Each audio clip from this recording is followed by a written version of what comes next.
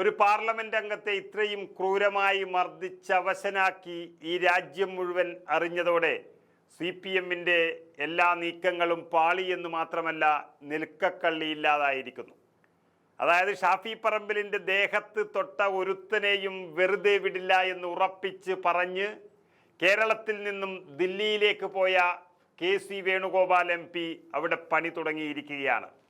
ഒരു കാര്യം പറഞ്ഞാൽ അത് നേടിയെടുക്കുക എന്നുള്ളതാണ് KC വേണുഗോപാലിൻ്റെ ഒരു രാഷ്ട്രീയ ശൈലി. അതിനാണ് ഇപ്പോൾ തുടക്കം കുറിച്ചിരിക്കുന്നത്.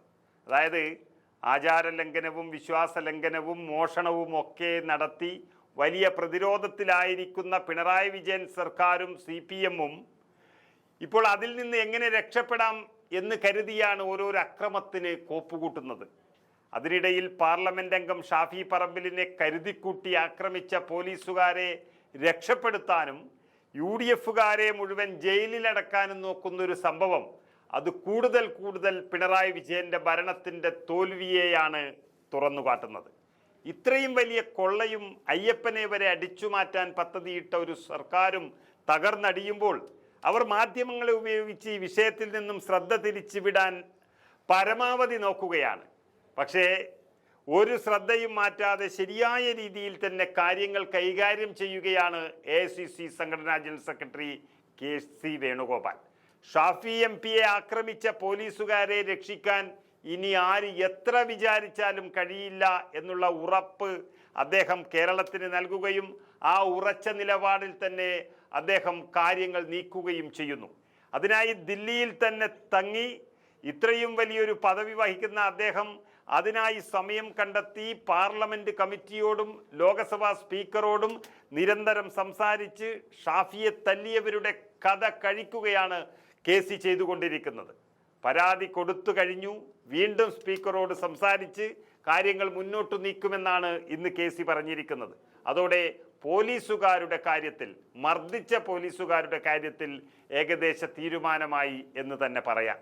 നമുക്കറിയാം KC വേണുഗോപാൽ ഇടപെട്ടതോടെയാണ് പേരാമ്പ്ര കേസിൽ പോലീസുകാർ ഭയന്ന് വിറച്ചത്. അതിൻ്റെ യാഥാർത്ഥ്യം പുറത്തു വന്നതും അതുതന്നെയാണ്.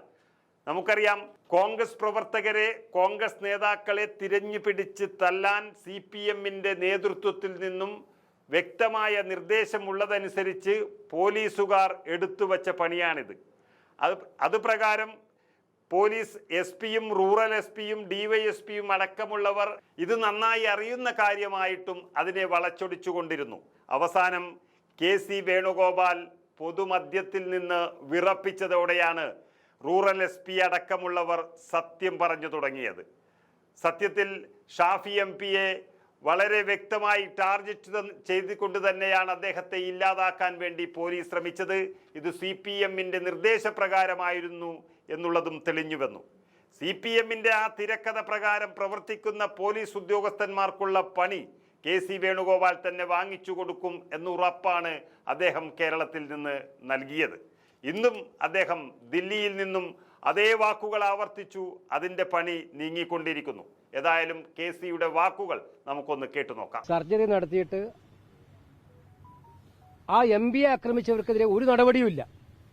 ഷാഫി പറമ്പിലിനെ ആക്രമിച്ചവർക്കെതിരെ റൂറൽ SP തന്നെ സ്വയം സമ്മതിച്ചതാണ്. പോലീസിനകത്ത് ചിലർ കരുതിക്കൂട്ടി ചെയ്ത പ്രശ്നങ്ങളാണ് MP-ക്കെതിരായിട്ടുള്ളത്.